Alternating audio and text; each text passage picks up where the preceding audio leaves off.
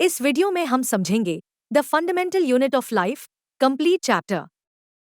इस चैप्टर में following topics include हैं और उन सभी टॉपिक्स की टाइमलाइन डिस्क्रिप्शन में दे दी गई है। आप किसी भी टॉपिक को उसके टाइमलाइन के अकॉर्डिंग देख सकते हैं। तो चलिए इसे हम शुरू करते हैं। सेल्स। जब रॉबर्ट हुक कोक की एक थिन स्लाइस को एग्जामिन कर रहे थे, तब उन्होंने ये पाया कि कोक का इंटरनल स्ट्रक्चर हनीकॉम्ब के स्ट्रक्चर से रिजेंबल करता है। हुक्स ने ये ऑब्जर्वेशन 1665 में सेल्फ डिजाइंड माइक्रोस्कोप से किया था। रॉबर्ट हुक इसे सेल बॉक्स कहते थे। सेल शब्द का इस्तेमाल स्ट्रक्चर यूनिट्स को मेजर करने के लिए किया गया, जिसे आज भी बायोलॉजी में यूज किया जाता है। आइए अब जानते हैं सेल के बारे में। एनिमेशन में हम देखते हैं कि अनियन का एक छोटा टुकड़ा लिया गया है। अब फोर्सेप्स की मदद से अनियन की टॉप लेयर को छीलेंगे। इस लेयर को हम इमीडिएटली वॉच ग्लास के ऊपर रखेंगे, जिसमें पहले से पानी रखा होगा। वॉच ग्लास में रखा पानी अनियन लेयर को फोल्ड होने और ड्राई होने से बचाएगा। अब हम एक ग्लास स्लाइड लेंगे और इस पे पानी की कुछ बूंदें डालेंगे। इसके बाद अनियन लेयर के एक छोटे से पीस को इस पे ट्रांसफर करेंगे। इस चीज का ध्यान रहे कि अनियन लेयर परफेक्टली फ्लैट हो। अब हम इस अनियन लेयर पे सैफरन सॉल्यूशन की कुछ बूंदें डालेंगे और इसे कवर स्लिप से प्रोटेक्ट करेंगे। ध्यान रहे कि जब हम कवर स्लिप को अनियन लेयर पे रखें तो इसमें एयर बबल ना बने। अब हम इस ग्लास स्लाइड को कंपाउंड माइक्रोस्कोप से ऑब्जर्व करेंगे। जब हम माइक्रोस्कोप पे से स्लाइड को ऑब्जर्व करते हैं, तब हम सेल का स्ट्रक्चर देखते हैं। इसमें छोटे छोटे स्ट्रक्चर होते हैं जो कि अनियन स्ट्रक्चर का बेसिक बिल्डिंग यूनिट्स है। इन स्ट्रक्चर्स को सेल्स कहा जाता है। सिर्फ अनियन ही नहीं, बल्कि सभी ऑर्गेनिज्म सेल से ही बने होते हैं। Cell structure and its components. अगर हम किसी सेल को माइक्रोस्कोप से स्टडी करें, तो हम सेल के कुछ ऐसे कंपोनेंट और फीचर देखेंगे जो कि लगभग सभी सेल में पाए जाते हैं, जैसे प्लाज्मा मेम्ब्रेन, न्यूक्लियस और साइटोप्लाज्म। सेल की लगभग सभी एक्टिविटी और एनवायरनमेंट के साथ इंटरैक्शन सेल के इन्हीं कंपोनेंट के कारण हो पाता है। आइए इन्हें एक एक करके समझते हैं। प्लाज्मा मेम्ब्रेन और cell membrane. Plasma membrane cell की आउटरमोस्ट कवरिंग होती है, जो कि सेल कंटेंट को एक्सटर्नल एनवायरनमेंट से सेपरेट रखता है। प्लाज्मा मेम्ब्रेन सेल के कुछ स्पेसिफिक मटेरियल को मेम्ब्रेन से पास होने देता है और साथ ही एक्सटर्नल मटेरियल्स को अंदर आने से रोकता है। इसी कारण इस मेम्ब्रेन को सेलेक्टिवली परमिएबल मेम्ब्रेन भी कहा जाता है। कुछ सब्सटेंस जैसे कार्बन डाइऑक्साइड या ऑक्सीजन डिफ्यूजन प्रोसेस की मदद से मेम्ब्रेन के थ्रू आ जा सकते हैं। साथ ही वाटर भी डिफ्यूजन लॉ को ओबे करता है। जब वाटर के मॉलिक्यूल्स सेलेक्टिवली परमिएबल मेम्ब्रेन में से पास होते हैं, तब उस प्रोसेस को ऑस्मोसिस कहा जाता है। मेम्ब्रेन के थ्रू वाटर पास होगा, ये इस बात पे डिपेंड करता है कि वाटर में कोई सब्सटेंस कितने अमाउंट में डिसोल्व है।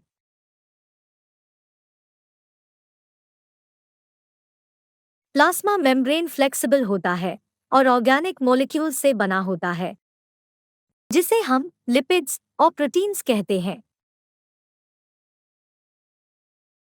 सेल स्ट्रक्चर को ऑब्जर्व करने के लिए हम इलेक्ट्रॉन माइक्रोस्कोप का यूज करते हैं। Cell organelles.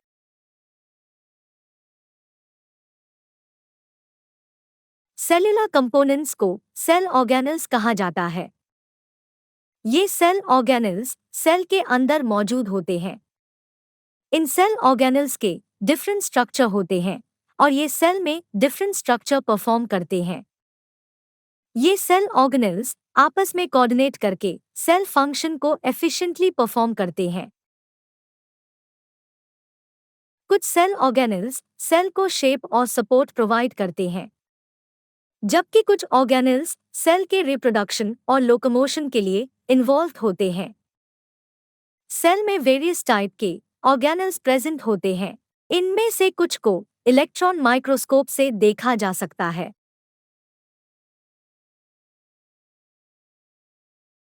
कुछ इंपॉर्टेंट सेल ऑर्गेनेल्स इस तरह से हैं। Endoplasmic reticulum,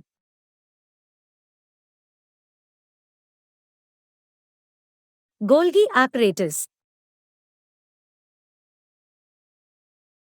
lysosomes,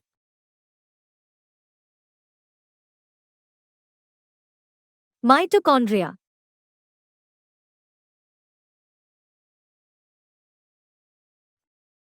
and plastids. ये सेल ऑर्गेनेल्स इसलिए इम्पोर्टेंट है क्योंकि ये सेल में बहुत ही क्रूशल फंक्शन परफॉर्म करते हैं। आइए इन्हें एक एक करके समझते हैं। Endoplasmic reticulum. Endoplasmic reticulum membrane bound tubes और शीट्स का लार्ज नेटवर्क होता है। ये ऑर्गेनेल्स लॉन्ग ट्यूब्स और राउंड बैग्स जैसा दिखता है। एंडोप्लाज्मिक रेटिकुलम मेम्ब्रेन का स्ट्रक्चर प्लाज्मा मेम्ब्रेन स्ट्रक्चर के सिमिलर ही होता है।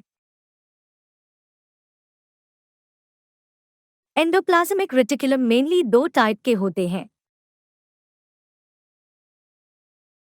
रफ एंडोप्लाज्मिक रेटिकुलम और smooth endoplasmic reticulum.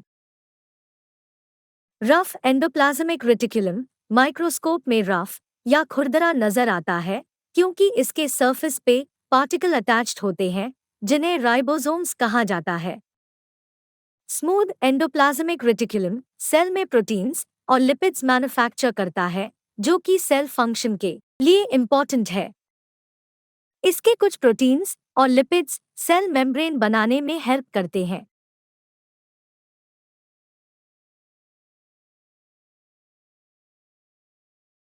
Golgi apparatus। Golgi apparatus को पहली बार कमिलियो गोल्गी ने डिस्क्राइब किया। उन्होंने बताया कि गोल्गी apparatus में मेम्ब्रेन बाउंड वेसिकल्स का सिस्टम होता है जो कि एक दूसरे के पैरेलल अरेंज्ड होते हैं। इस अरेंजमेंट को सिस्टम्स कहा जाता है। गोल्गी apparatus में एग्जिस्ट मेम्ब्रेन का एंडोप्लाज्मिक रेटिकुलम मेम्ब्रेन के साथ कनेक्शन होता है जिसे ये सेल्यूलर मेम्ब्रेन सिस्टम को बनाने में हेल्प करते हैं। एंडोप्लाज्मिक रेटिकुलम के नियर जो मटेरियल सिंथेसाइज होता है वो गोल्गी apparatus के थ्रू सेल के इनसाइड और आउटसाइड वेरियस टारगेट तक पहुंचाया जाता है। गोल्गी apparatus प्रोडक्ट्स का स्टोरेज, मॉडिफिकेशन और पैकेजिंग का काम करता है। कुछ केसेस में कॉम्प्लेक्स शुगर सिंपल शुगर से गोल्गी apparatus में बनता है। गोल्गी apparatus लाइसोसोम्स बनाने में भी मदद करता है। लाइसोसोम्स। लाइसोसोम्स मेम्ब्रेन बाउंड सैक्स होते हैं जो कि डाइजेस्टिव एंजाइम्स से भरे होते हैं। ये एंजाइम्स रफ एंडोप्लाज्मिक रेटिकुलम के थ्रू बनते हैं। लाइसोसोम्स एक तरह का सेल डिस्पोजल सिस्टम है। लाइसोसोम्स फॉरेन मटेरियल और वॉर्न आउट सेल ऑर्गेनेल्स को डाइजेस्ट करता है और सेल को क्लीन रखता है। फॉरेन मटेरियल जैसे बैक्टीरिया या फूड और ओल्ड ऑर्गेनेल्स ये सभी लाइसोसोम्स में ही ब्रेक होते हैं और सिंपल सब्सटेंस में कन्वर्ट होते हैं।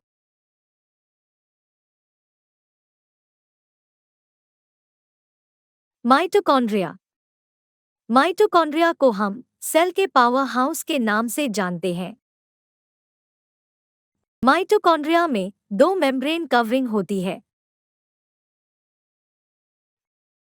आउटर मेम्ब्रेन पोरस होती है, जबकि इनर मेम्ब्रेन डीपली फोल्डेड होती है। Folded membrane ATP adenosine triphosphates generating chemical reaction के लिए सरफेस एरिया इंक्रीज करते हैं। डिफरेंट केमिकल रिएक्शन के लिए जो एनर्जी की रिक्वायरमेंट होती है, वो एनर्जी माइटोकॉन्ड्रिया में एटीपी मॉलिक्यूल्स के थ्रू क्रिएट होती है। एटीपी सेल की एनर्जी करेंसी के नाम से जानी जाती है। बॉडी मैकेनिकल वर्क और केमिकल कंपाउंड बनाने के लिए एटीपी में स्टोर एनर्जी का यूज करती है। माइटोकॉन्ड्रिया एक स्ट्रेंज ऑर्गेनेल है, क्योंकि इसके पास खुद का डीएनए और राइबोसोम्स होता है। इसीलिए माइटोकॉन्ड्रिया खुद के लिए प्रोटीन्स बनाने में कैपेबल होता है।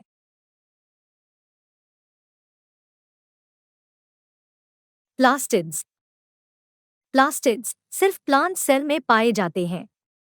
प्लास्टिड्स मेनली दो टाइप के होते हैं, क्रोमोप्लास्ट्स और ल्यूकोप्लास्ट्स।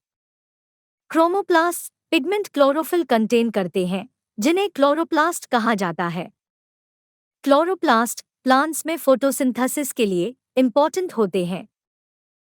क्लोरोप्लास्ट क्लोरोफिल के साथ साथ येलो और ऑरेंज पिगमेंट भी कंटेन करते हैं।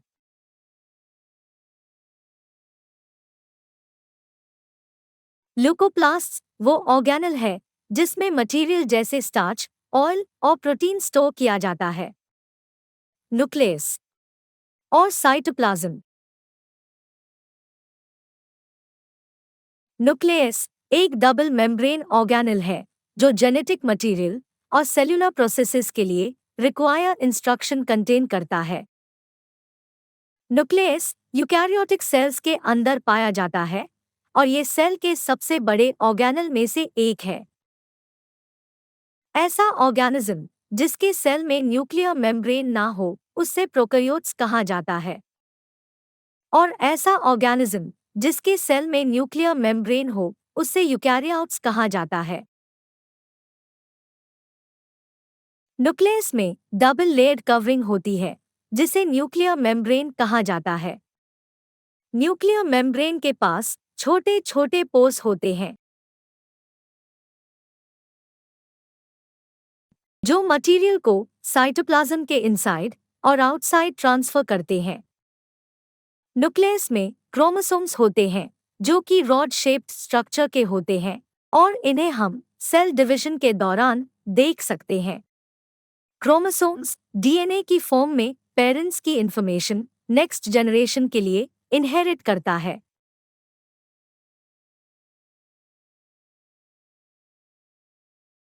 न्यूक्लियस सेल्युलर रिप्रोडक्शन के लिए इंपॉर्टेंट रोल प्ले करता है, जिसमें कि एक सिंगल सेल दो नए सेल्स में डिवाइड होता है।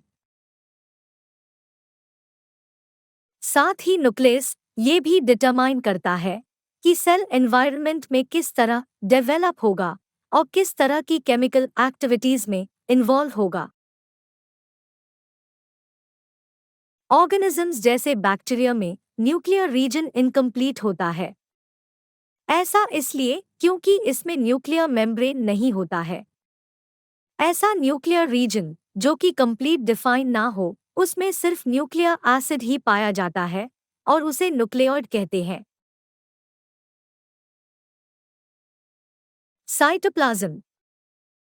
जब भी हम अनियन पील के टेम्परेरी माउंट्स या ह्यूमन चीक सेल को देखते हैं, तब हमें एक लार्ज रीजन दिखाई देता है जो कि सेल मेम्ब्रेन से ढका रहता है।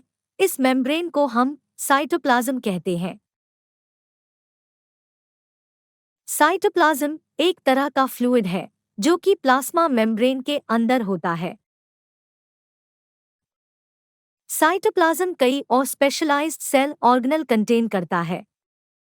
इसमें से हर एक ऑर्गेनल एक स्पेसिफिक फंक्शन परफॉर्म करता है। इस वीडियो में अभी के लिए बस इतना ही। अगर आपको हमारा ये वीडियो अच्छा लगा तो हमारे इस चैनल को सब्सक्राइब करें, इस वीडियो को लाइक और शेयर करें।